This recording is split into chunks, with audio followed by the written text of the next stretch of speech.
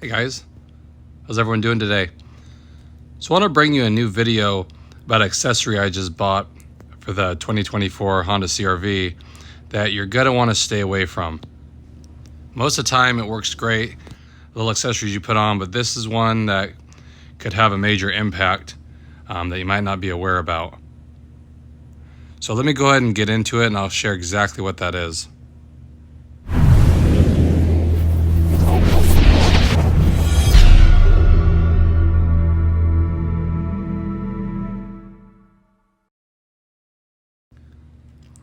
So I've always wanted to put the splash guards on. They use existing holes, so it's really basic, front and back. Just a couple screws. Really easy to do. So I picked some up here. And these look just like the OEM ones. They have a nice solid feel to them, not cheap flimsy plastic. It's a nice molded design. So I figured, you know what, let's go save some money and put these on. But in this case, there's an issue with them, and I'll get into that a little later, exactly what it is. But like I said, they're a nice quality and I really wish they worked out. And they use all the existing holes.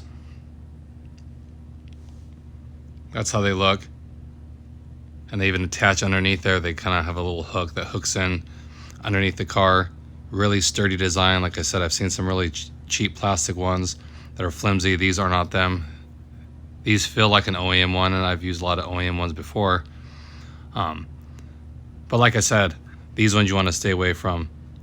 I usually try help you guys save some money, sometimes aftermarket parts.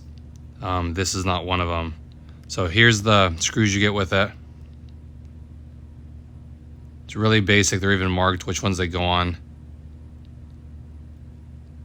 And here's the rear one. It's nice too. It has a little channel built into it, which fits the body line perfect. And like I said, I was really bummed when these wouldn't work out because I do like how they look and they protect the vehicle a little bit from the overspray of the wheels. That's basically what they look like. So I'll go ahead and get the front ones put on. I'll show you exactly here. So all it is that screw there, and then there's that screw there. There's a push pin. All you need is a small screwdriver. A lot of times the OEM instructions tell you to take the wheel off. You don't need to on these. Even the OEM ones, you don't need to. You just need a small screwdriver to be able to get into it. Takes a little bit of time, but those all come out and that push pin comes out. And these are really basic. You should be able to reuse these as long as you don't snap them. But that's good to go.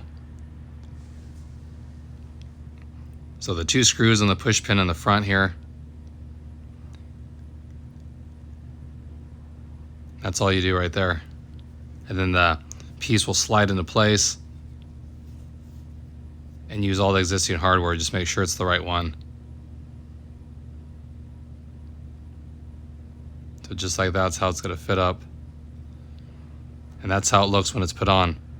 All the screws put back in, the push pin, super sturdy. Like I said, has some good coverage on it. Kind of see how it flows with the wheel. Okay. Now here's where the issue is. So the front ones are perfect. You can use them if you just want to run the front ones. But if you're looking for a full set, I would definitely recommend going OEM on this. And I'll show you here shortly. It could be a major hazard, and I wasn't aware of it until I got it installed actually, to figure out what the big issue was.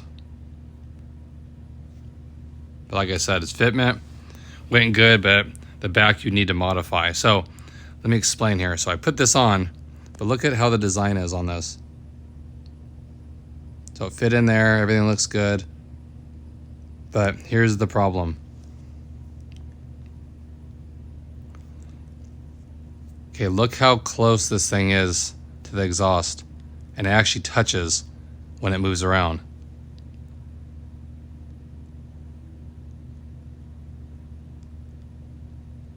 Like that's really close, and these things get really hot and it touches.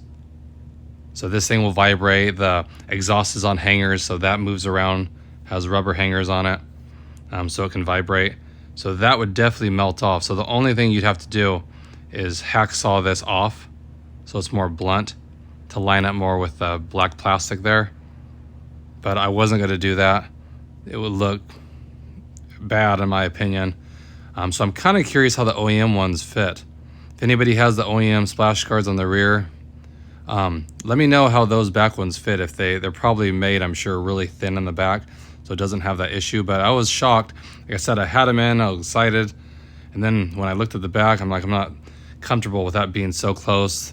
Extreme heat, it'll start melting the plastic, you get smoke and all that kind of stuff. So this is one of the areas I would recommend staying with OEM, because they do the engineering, they designed it that way. I'm sure it's notched out around the muffler right there, so you won't have an issue. So I just wanted to give you guys a heads up. If you're gonna put splash guards on, I highly recommend just going to Honda and paying. It's probably like $25 more for the set. It's not a huge difference. So I can't recommend these on this car. I'm gonna pull the front off because I like the full set, not the partial.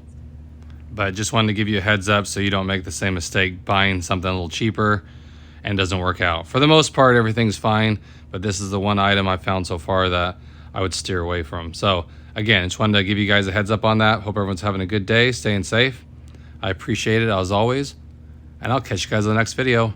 Thanks again, everybody.